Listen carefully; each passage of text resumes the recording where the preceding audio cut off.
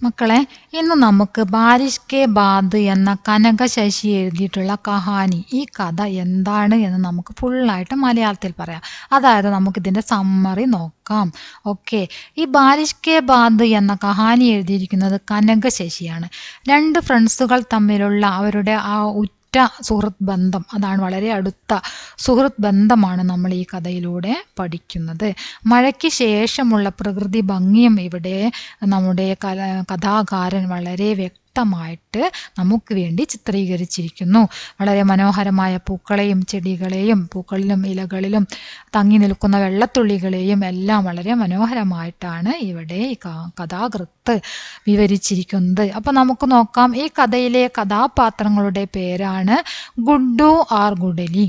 ഗുഡ്ഡുവും ഗുഡലിയും ഒരു ദിവസം മഴ പെയ്ത് തോർന്നതിന് ശേഷം അവിടെയുള്ള തോട്ടിൽ രണ്ടുപേരും കൂടെ കളിക്കുന്നു.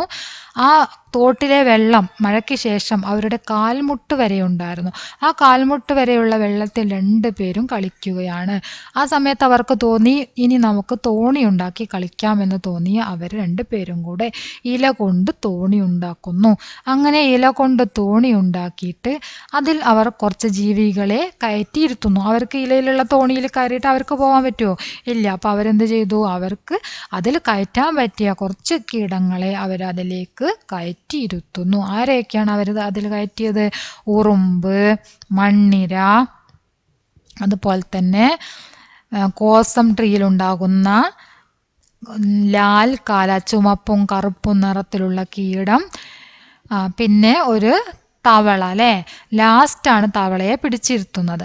അങ്ങനെ അവർ ഈ മൂന്ന് ജീവജാലങ്ങളെയും അതിലിരുത്തിയതിന് ശേഷം അവരുടെ ബോട്ട് വിടുന്നു. ബോട്ട് വിടാൻ സമയത്ത് അവരിനി ബോട്ട് വിടട്ടെ എന്നങ്ങനെ വിചാരിച്ച് നിൽക്കുന്ന സമയത്താണ് ഗുഡ്ഡു ഒരു തവളയെ കാണുന്നത്. അപ്പോൾ ഗുഡ്ഡു കരുതുന്നു, ആ തവളയെയും കൂടെ എന്ത് ചെയ്യാം, ഈ തോണിയിൽ പിടിച്ചിരുത്താം എന്ന് അവൻ കരുതുകയും തവളയെ പിടിക്കാൻ ശ്രമിക്കുകയും ചെയ്യുന്നു. ഒരുപാട് സമയത്തെ ശ്രമത്തിന് ശേഷം അവൻ ആ തവളയെ പിടിക്കുന്നു. എന്നിട്ട് ഗുഡലിയോട് പറയുന്നു, ഞാൻ ഈ തവളയെ എങ്ങനെയെങ്കിലുമൊക്കെ തോണിയിൽ ഇരുത്താം. ഞാൻ ഇതിനെ തോണിയിൽ ഇരുത്തിയ ഉടനെ തന്നെ നീ എന്ത് ചെയ്യണം? തോണി വിടണം എന്ന് അവളോട് പറയുന്നു. അവൾ സമ്മതഭാവത്തിൽ തലയാട്ടുന്നു. അങ്ങനെ തോണിയിൽ ഗുഡ്ഡു തവളയെ തോണിയിൽ പ്രയാസപ്പെട്ടിരുത്തുന്നു. ഉടൻ തന്നെ ഗുഡലി തോണി വിടുകയും ചെയ്യുന്നു. അങ്ങനെ അവരുണ്ടാക്കിയ തോണി കുറച്ച് ദൂരം അങ്ങനെ സഞ്ചരിച്ചു. അത് വളരെയധികം സംതൃപ്തിയോടെയും സന്തോഷത്തോടെയും നോക്കിക്കാണുകയായിരുന്നു ഗുഡ്ഡുവും ഗുഡലിയും. കുറച്ചങ്ങോട്ട് ദൂരത്തേക്ക് ചെന്നപ്പോൾ തന്നെ അതിൽ നിന്നും തവള എടുത്ത് വെള്ളത്തിലേക്ക് ഒറ്റച്ചാട്ടം തോണിയിൽ നിന്നും എടുത്തിട്ട് അവൻ വെള്ളത്തിലേക്ക് ചാടി. തവള ചാടിയപ്പോൾ ആ ഒരു ഓളം തള്ളലിൽ ഇളകിയിട്ട്, ആ വെള്ളം ഇളകിയിട്ട് തോണി മറിഞ്ഞു. തോണി മറിഞ്ഞപ്പോൾ അതിലുണ്ടായിരുന്ന ജീവജാലങ്ങളെല്ലാം വെള്ളത്തിൽ പോയി. മണ്ണിരയെ കാണാനില്ല. അത് എവിടെയോ പോയിട്ടുണ്ട്, മണ്ണിൻ്റെ അടിയിൽ എവിടെയോ പോയിട്ടുണ്ട്. മണ്ണിരയെ കാണുന്നില്ല. കറുപ്പും ചുമപ്പുള്ള കീടത്തിനെ കാണുന്നില്ല. പിന്നെ അതുപോലെ തന്നെ ഉറുമ്പ് ഒരു മരച്ചിലേക്കിലേക്ക് ഇങ്ങനെ നീന്തി വരുന്നത് അവർ കണ്ടു. അങ്ങനെ അവർ ഓടിച്ചെന്ന് ശ്വാസം അടക്കി നോക്കി നിൽക്കുകയായിരുന്നു രണ്ടുപേരും തോണി മറിഞ്ഞപ്പോൾ. അങ്ങനെ അവരെന്ത് ചെയ്തു? രണ്ടുപേരും കൂടെ ഓടിച്ചെന്നു. അതിലുള്ള ജീവജാലങ്ങളെയൊക്കെ രക്ഷപ്പെടുത്താൻ വേണ്ടി രണ്ടുപേരും ഓടിച്ചെന്ന് നോക്കിയപ്പോൾ എന്താണ് സംഭവിച്ചിരിക്കുന്നത്?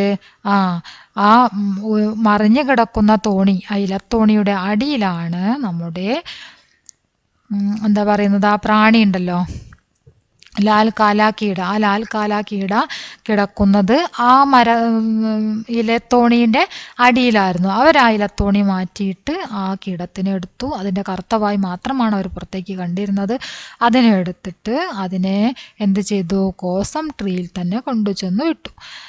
ഗുഡലിയാണ് അതിനെ കോസം ട്രീയിൽ കൊണ്ടുചെന്ന് വിടാൻ വേണ്ടിയിട്ട് പോയത്. അപ്പോൾ ഗുഡ്ഡു വിളിച്ച് പറയുന്നുണ്ടായിരുന്നു, നോക്കൂ ഗുഡലി, ഇവിടെ ഗോകുൽ ഗായ് ഉണ്ട് എന്ന് വിളിച്ചു പറയുന്നു. ആ സമയത്ത് ഗുഡലി ചിന്തിക്കുകയാണ്, ഗോകുൽ ഗായ് എന്ന് പറഞ്ഞിട്ടുള്ള ആ പ്രാണി, അവർ രണ്ടുപേരും അതിനെ പിടിച്ച് തീപ്പെട്ടി കൂടിൽ ആക്കുകയും അതിൽ ശേഖരിച്ച് വെച്ചിട്ട് സ്കൂളിലേക്ക് കൊണ്ടുപോവുകയും സ്കൂളിലുള്ള കുട്ടികൾക്ക് കാണിച്ചു കൊടുക്കുകയും ഒക്കെ ചെയ്യാറുണ്ട്. അതിനെക്കുറിച്ചിട്ട് അവൾ ചിന്തിക്കുന്നു.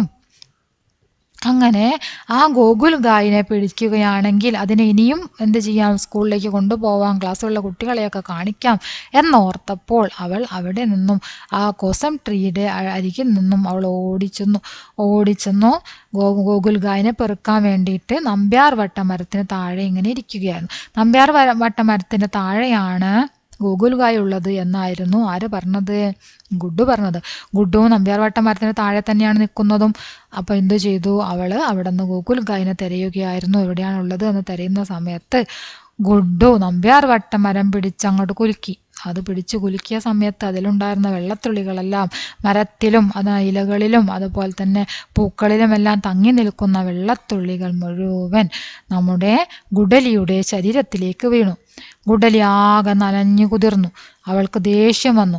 അവളാകെ നനഞ്ഞു കുതിർന്നു അവളുടെ ശരീരത്തിലേക്ക് വെള്ളം വീണ സമയത്ത് ഈ വികൃതി ചെയ്തത് ആരാണ്? നമ്മുടെ ഗുഡ്ഡു ആണ് അല്ലേ.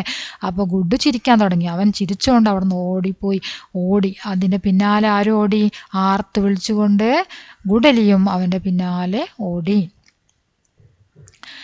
എന്നിട്ട് അങ്ങനെ രണ്ടുപേരും ഓടുന്ന സമയത്ത് മുൻപിൽ ഓടുന്നത് ആരാണ്? ഗുഡ്ഡു ആണ്. ഗുഡ്ഡു ഓടുന്ന സമയത്ത് അവൻ ചളിയിൽ വഴുതി അങ്ങോട്ട് വീണു. അവിടെ ഉണ്ടായിരുന്ന ചളിയിൽ വഴുതി വീണു.